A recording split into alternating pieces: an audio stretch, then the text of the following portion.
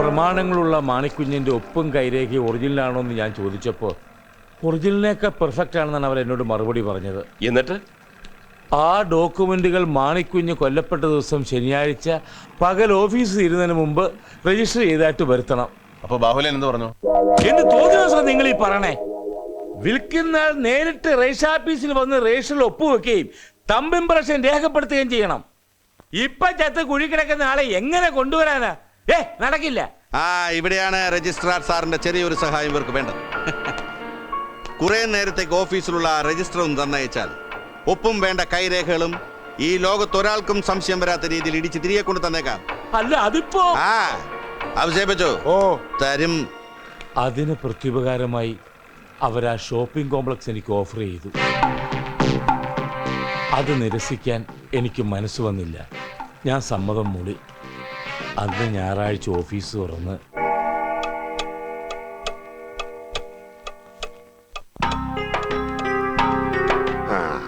ഞായറാഴ്ച രാത്രി തന്നെ ആവശ്യമുള്ള ഒപ്പും കൈരേഖകളും ഇട്ട് അവരാ രജിസ്റ്റർ തിരിച്ചു തന്നു.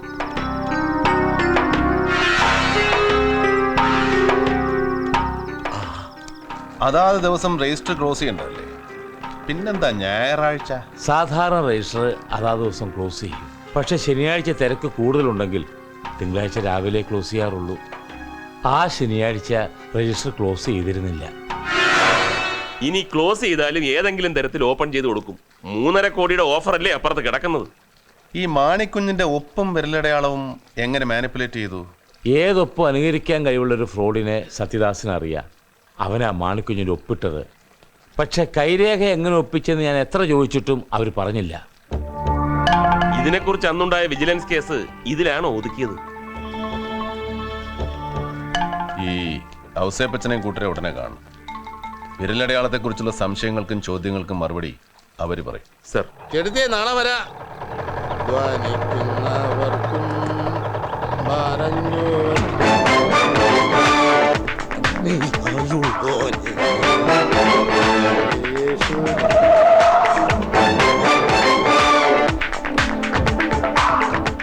ചാക്കോയുടെ ഫ്രണ്ട് ഇവിടെ എത്തിയല്ലോ. ഒരു ഒഴിയാ ബാധയാ സാറേ അത്. ഒന്നുകിൽ മുമ്പേ അല്ലെങ്കിൽ പുറകെ. പക്ഷെ ഇനി വാ തുറക്കില്ല. അതിനുള്ള പണി ഞാൻ കൊടുത്തിട്ടുണ്ട്.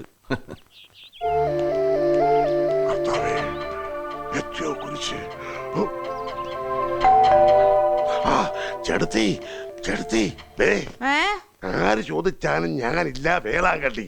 ഒരാഴ്ച കഴിഞ്ഞ് മടങ്ങി വരൂ. എന്ത് പറയും? വേളാങ്കണ്ണിക്ക് പോയി. ആര് പോയി? ഞാന്. അങ്ങനെ തന്നെ പറയണം. കൊല്ലിഞ്ഞ തള്ളേ.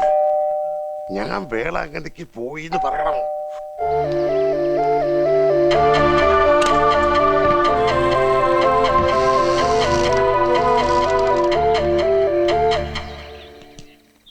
മുതലാളി വേളാങ്കണ്ണിക്ക് പോയി. ഒരാഴ്ച കഴിഞ്ഞേ വരത്തുള്ളൂ. കറക്റ്റ്. റെഡിമെയ്ഡ് ഉത്തരം. പറഞ്ഞു പറയിച്ചാണെന്ന് പറയത്തേ ഇല്ല. അമ്മച്ചിക്ക് എന്നെ മനസ്സിലായോ?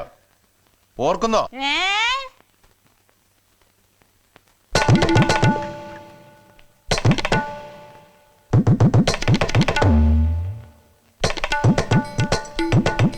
പണ്ടേ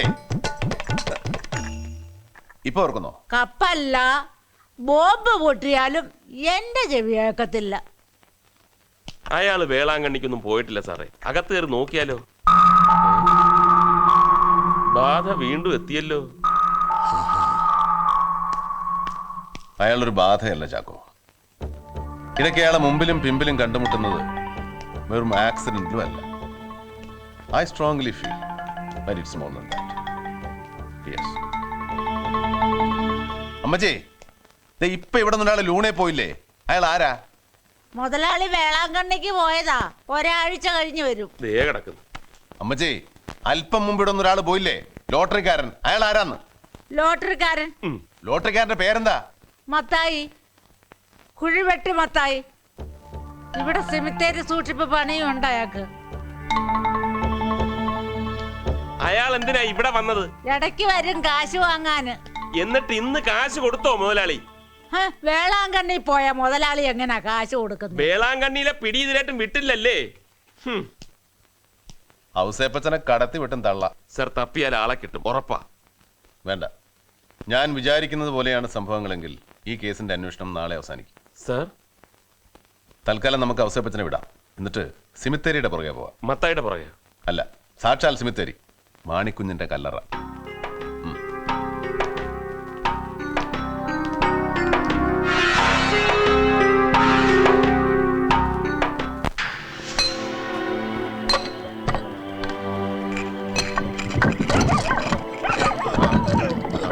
സ്ലാബ് ഒന്ന് കുത്തിപ്പിടി.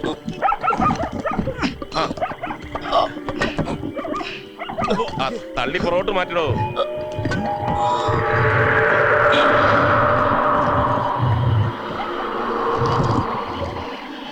മത്തായി മണ്ണൊന്ന് മാറ്റി മാറ്റാല്ലേ ഇവിടെ പറഞ്ഞത്.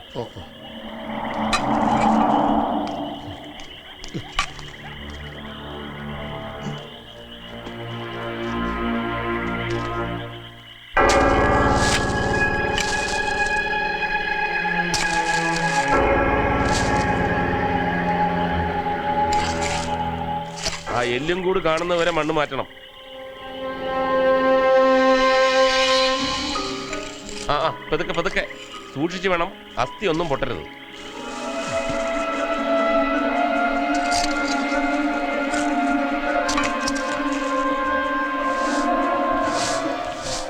സൂക്ഷിച്ച്.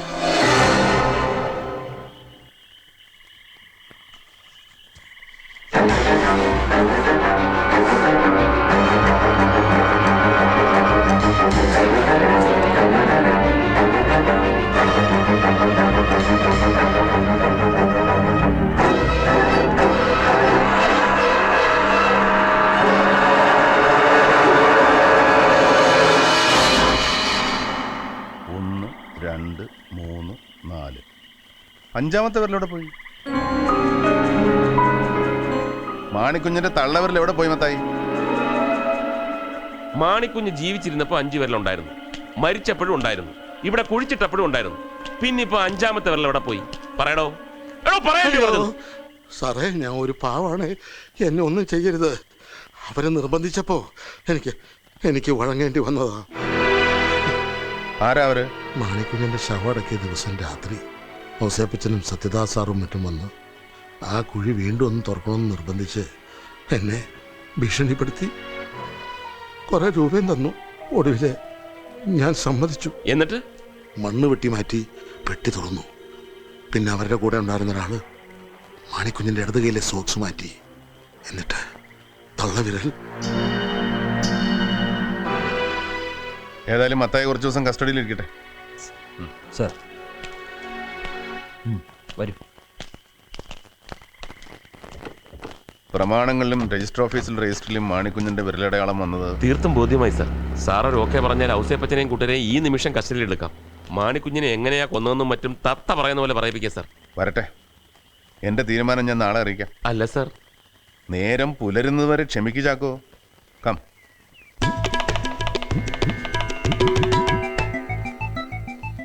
രാവിലെ വരെ ക്ഷമിക്കണമെന്ന് പറഞ്ഞു. അനുവാദം കിട്ടിയിരുന്നെങ്കിൽ ഔസേപ്പച്ചനെയും കൂട്ടരെയും കസ്റ്റഡിയിൽ എടുക്കാമായിരുന്നു. ഇനിയും താമസിച്ചാൽ ഈ ആൽമരത്തിന്റെ പ്രത്യേകത എന്താണെന്നറിയാവോ ചാക്കോയ്ക്ക്? ഇല്ല സാർ. ഈ ഭൂമിയിൽ ഏറ്റവും പരിശുദ്ധമായ വായു ലഭിക്കുന്നത് ഇതിന്റെ ചൂട്ടിലാണ്. അന്തരീക്ഷത്തിലെ ഓസോൺ ലെയറിന് തുല്യമാണിത്. ഓസോൺ ലെയറിൽ വിള്ളലുണ്ടാക്കി ഭൂമിയിലെത്തുന്ന അൾട്രാ വയലറ്റ് ഇൻഫ്രാറെഡ് രശ്മികളെ ഫിൽട്ടർ ചെയ്യാനുള്ള കഴിവ് ഈ വടവൃക്ഷത്തിനുള്ളിടത്തോളം വേറെ ഒന്നുമില്ല. വളരെ ശുദ്ധമായ വായു നമ്മുടെ ബുദ്ധിയെയും ചിന്തയെയും ഷാർപ്പാക്കും. ഷാർപ്പാകും തോറും നമ്മുടെ സംശയങ്ങൾ കുറഞ്ഞു കുറഞ്ഞു വരും. കുറേ നേരമായി ഞാൻ ഈ മരത്തിന് ചൂട്ടിയിരിക്കുന്നു. നമ്മുടെ ഈ കേസിന്റെ തുടക്കം മുതൽ ഇന്നലെ വരെയുള്ള സംഭവങ്ങൾ ഓരോന്നോരോന്നായിട്ട് തിരിച്ചും മറിച്ചും പലവട്ടം ഞാൻ ആലോചിച്ചു. ഒരു റിട്രോസ്പെക്ഷൻ പോലെ സംശയങ്ങൾ ഓരോന്നോരോന്നായിട്ട് ഇല്ലാണ്ടായി. പക്ഷേ വളരെ പ്രധാനപ്പെട്ട ഒരു സംശയം മാത്രം പിടികിട്ടാ പുള്ളിയായിട്ട് തുടരുന്നു. ഇപ്പോഴത്തെ നമ്മുടെ നിഗമനം, അന്ന് രാത്രി ഉദ്ദേശം 10:30 മണിക്ക് മാണിക്കുഞ്ഞ് കൊല്ലപ്പെട്ടുവെന്നും തുടർന്ന് 1 മണിക്കൂർ കഴിഞ്ഞ് മരുമകൾ മോസി ഉദ്ദേശം 11:15-നും 11:30-നും മധ്യേ കൊല്ലപ്പെട്ടു എന്നല്ലേ? അതെ സർ.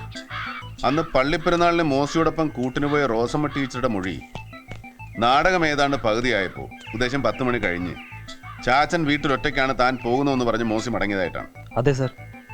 കൂടാതെ നാടകം തീരുന്നതുവരെ തന്നോടൊപ്പം നിന്നിരുന്നെങ്കിൽ മരുമകളെങ്കിലും രക്ഷപ്പെടുമായിരുന്നു എന്നുകൂടി അവർ പറഞ്ഞു. യെസ്, ഇവിടെ നിന്ന് അങ്ങോട്ട് ശ്രദ്ധിച്ച് കേൾക്കണം.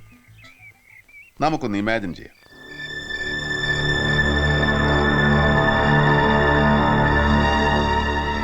വീടിന്റെ വാതിൽ തുറന്ന് പ്രവേശിച്ച മരുമകൾ തനിച്ചായ ചാച്ചനെ തേടുമ്പോൾ കാണുന്നത് എന്തായിരിക്കണം?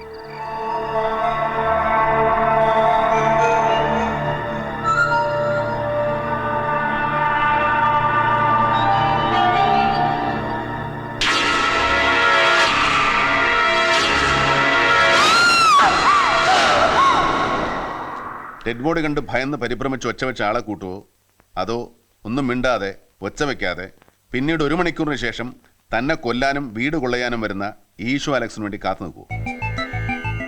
ആലോചിച്ച് നോക്ക്. ഒരിക്കലും ഇല്ല സർ. അവരൊച്ച വെച്ച് ബഹളം ഉണ്ടാക്കിയ ആളെ കൂട്ടും, തീർച്ച. അപ്പൊ പിന്നെ അലക്സ്, ഈശോ അലക്സ് എങ്ങനെയാ വീട്ടിൽ വരും, മോസിയെ കൊല്ലും, വീട് കൊള്ളയടിക്കും? ഞാൻ എൻ്റെ മനസ്സിൽ തോന്നിയ ഒരു സംശയം പറയട്ടെ. വെറും സംശയമുള്ളൂ. Please go on. പള്ളിയിൽ നിന്നും മരുമകൾ വീട്ടിലേക്ക് വരുന്നു.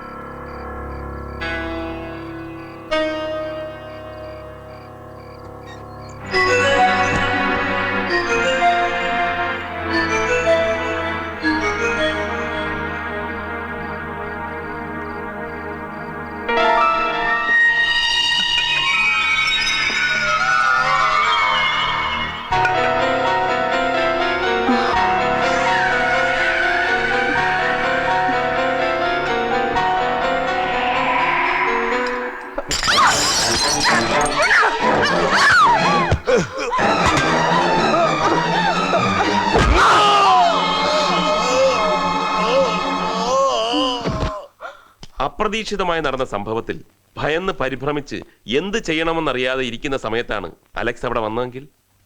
പോസിബിൾ. പക്ഷേ കൊന്നത് മരുമകളാണെങ്കിൽ മാണിക്കുഞ്ഞ് സ്വന്തം രക്തത്തിൽ ഭിത്തിയിലെഴുതി ഈശോ ആര്? മദ്യപിച്ച് ബോധം കെട്ട് മരുമകളെ ബലാത്സംഗം ചെയ്യാൻ ശ്രമിച്ച ഒരാള് ദൈവത്തെ ഓർക്കും. ഓ, അങ്ങനെ ഒരു മാരണം ഉണ്ടല്ലോ. അലക്സ് സാറിനോട് പറഞ്ഞത് മുഴുവൻ കള്ളമാണ്. രണ്ടുപേരെയും കൊന്ന അലക്സ് തന്നെ. അങ്ങനെയാണെങ്കിൽ ദാറ്റ് ഓൾസോ ഇസ് പോസിബിൾ. പക്ഷേ രണ്ടും ചെയ്തത് അലക്സ് ആണെങ്കിൽ പോസ്റ്റ്മോർട്ടത്തിലുള്ള വൈരുദ്ധ്യത്തെക്കുറിച്ച് നമ്മൾ ഡോക്ടർ വിജയലക്ഷ്മിയെ സംശയിച്ചെന്തിന്? അവരാർക്കാ അന്ന് ഫോൺ ചെയ്തത്? അതും ശരിയാ.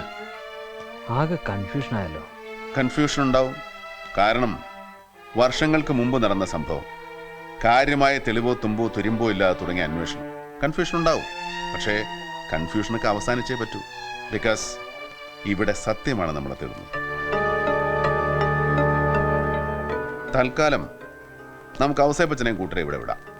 എന്നിട്ട് മാണിക്കുഞ്ഞിന്റെ മരുമകളുടെ പിന്നാലെ പോവാം. മാണിക്കുഞ്ഞിന്റെ വീട്ടിലിപ്പോൾ മോസിയുടെ പാരൻസ് ആണ് താമസിക്കുന്നതെന്നല്ലേ നടിയോട് പറഞ്ഞത്? അതെ സർ. നമുക്ക് അവിടം വരെ ഒന്ന് പോവാം.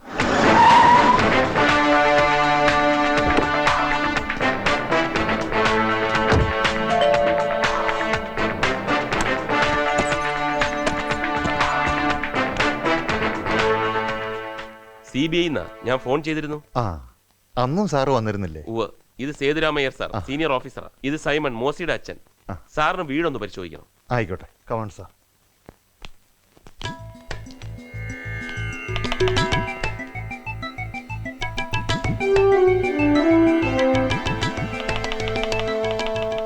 ഈ ബോഡികളൊക്കെ എവിടെ കിടന്നിരുന്നു? മാണിക്കുഞ്ഞിന്റെ ബോഡി ആ ബെഡ്റൂമിനകത്ത്, മോസിയുടെ അടുക്കളയിൽ. ഇത് മോളി, മോസിയുടെ അമ്മയാ. മോളി, മോളി സൈമൺ, മോളി സൈമൺ, മോസി, മോസി. രണ്ടുപേരുടെയും പേരിന്റെ ആദ്യ അക്ഷരങ്ങളാണ് മോൾ കിട്ടത് അല്ലേ? അതെ സാർ.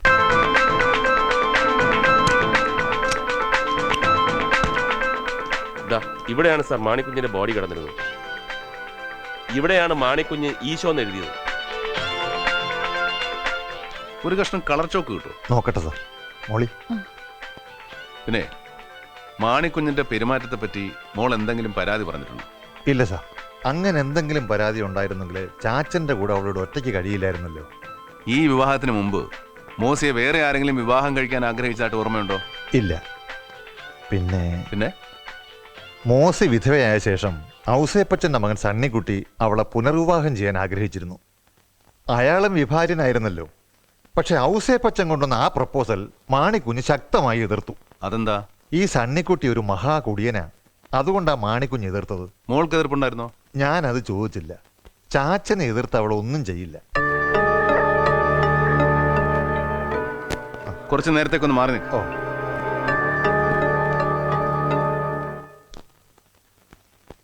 അന്ന് ചുവരിൽ എഴുതിയിരുന്നത് പോലെ ഈശോ എന്നൊന്ന് എഴുതിക്കേ.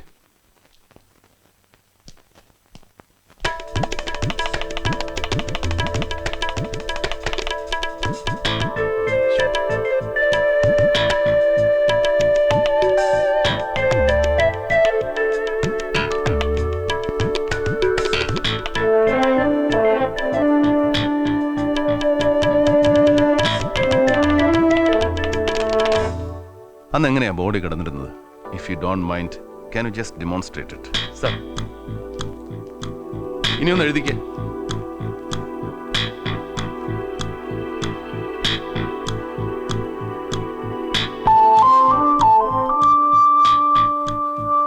ഇനി അങ്ങനെ മലർന്നു കിടന്നു എഴുതിക്കേ.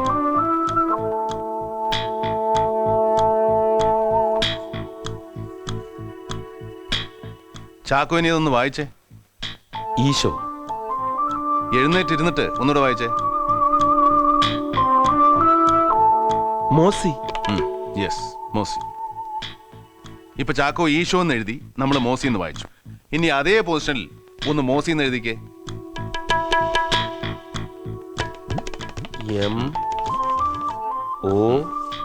MOSI. മോസി. ഇനി എഴുന്നേറ്റിരുന്ന് ഒന്നുകൂടെ വായിച്ചേ. ഈശോ. അപ്പൊ യഥാർത്ഥത്തിൽ മാണിക്കുഞ്ഞ് ഈശോ എന്നാണോ എഴുതിയത്, മോസി എന്നാണോ? മോസിന്നാ. That's it. Correct. ഇപ്പൊ മനസ്സിലായില്ലേ മോസി എങ്ങനെ ഈശോ എന്ന്? അന്ന് യഥാർത്ഥത്തിൽ ഇതാണ് സംഭവിച്ചത്. തന്റെ മരണത്തിന് കാരണം മോസിയാണെന്ന് അദ്ദേഹത്തിന് ലോകത്തെ അറിയിക്കണം. മരണവിപ്രാളത്തിനിടയ്ക്ക് അദ്ദേഹത്തിനെ കൊണ്ടാവുന്ന വിധം അത് ചെയ്തു. പോലീസ് റിപ്പോർട്ട് അനുസരിച്ച് ബോഡി കമഴ്ന്നാണല്ലോ സർ കടന്നിരുന്നത്. ഒന്നുകിൽ ആരെങ്കിലും കമഴ്ത്തിയിട്ടതായിരിക്കാം, അല്ലെങ്കിൽ മരണവിപ്രാളത്തിനുള്ള പിടച്ചിലിനിടയ്ക്ക് പൊസിഷൻ മാറിയിരിക്കാം. അങ്ങനെയാണെങ്കിൽ ആരായിരിക്കും സർ? അറിയില്ല. സംഭവം നടന്നയെന്ന് രാത്രി 10:30-നും 11:30-നും ഇടയ്ക്ക്, let's call it golden hour. ആ ഒരു മണിക്കൂറിനിടയ്ക്ക് ഈ വീട്ടിൽ എന്തൊക്കെയോ സംഭവങ്ങൾ നടന്നിട്ടുണ്ട്. അത് കൃത്യമായി പറയാൻ കഴിയുന്ന രണ്ടുപേരിന്ന് ജീവിച്ചിരിപ്പില്ല, മാണിക്കുഞ്ഞും മരുമകളും. പിന്നെ പറയാൻ കഴിയുന്ന ഒരാളുള്ളത് ആ ഒരു മണിക്കൂറിനിടയ്ക്ക് ഇവിടെ വന്നുപോയ അലക്സ. നമ്മൾ വീണ്ടും അലക്സിനെ കാണുന്നു. സർ, ഞങ്ങളുടെ മനസ്സിലൊരു സംശയമുണ്ട്. അലക്സിന് മാത്രമേ തീർക്കാൻ കഴിയൂ.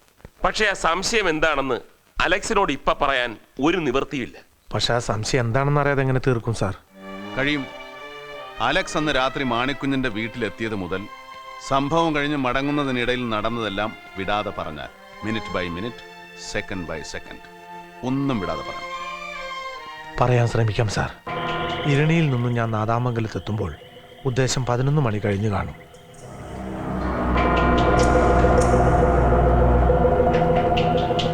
മുമ്പ് തന്നെ ആ വീടിന്റെ ബ്ലൂ പ്രിന്റ് ഞാൻ മനസ്സിലാക്കിയിരുന്നു.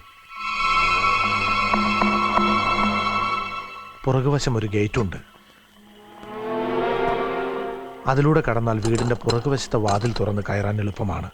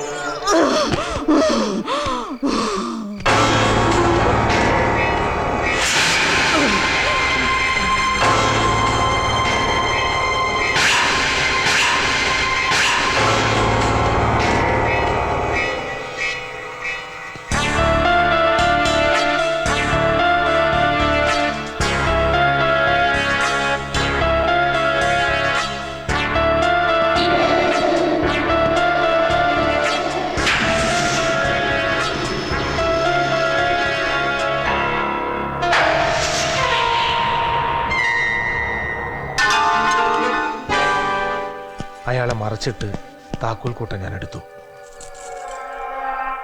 മാണിക്കുഞ്ഞ് കുടിച്ച് ബോധം കെട്ട് തലയോ മറ്റോ ഇടിച്ച് കിടക്കണമെന്നാണ് ഞാൻ വിചാരിച്ചത്. അടുത്ത ദിവസം പത്രം വായിച്ചപ്പോഴാ ആള് കൊല്ലപ്പെട്ടതാണെന്ന് അറിഞ്ഞത്. ഇത്രയൊക്കെ നടന്നിട്ടും അന്ന് എന്തുകൊണ്ട് ഞങ്ങളോട് പറഞ്ഞില്ല? അന്ന് നടന്ന കൂട്ടക്കൊലകളിൽ ഒന്നിലും ഒരു പങ്കുമില്ല എന്ന് വാദിച്ച ഒരാൾ ഈ സംഭവം മാത്രം പറഞ്ഞാൽ ദാറ്റ്സ് അണ്ടർസ്റ്റുഡ്. മാണിക്കുഞ്ഞിനെടുത്ത് മാറ്റുമ്പോൾ ചുവരിൽ എന്തെങ്കിലും എഴുതിയിരുന്നതായി ശ്രദ്ധയിൽപ്പെട്ടിരുന്നു. ഞാൻ ശ്രദ്ധിച്ചില്ല. പിന്നെ വെളിച്ചവും തീരെ കുറവായിരുന്നു. ചുമരിൽ ഈശോ എന്ന് എഴുതിയിട്ടുണ്ടെന്നും അതെന്റെ പേരാണെന്നും ബാലഗോപാലൻ സാർ അന്ന് പറഞ്ഞു. എന്തോ സംശയമുണ്ടെന്ന് പറഞ്ഞിട്ട് സംശയമൊക്കെ തീർന്നു. ഞങ്ങൾ വരട്ടെ അലക്സ്.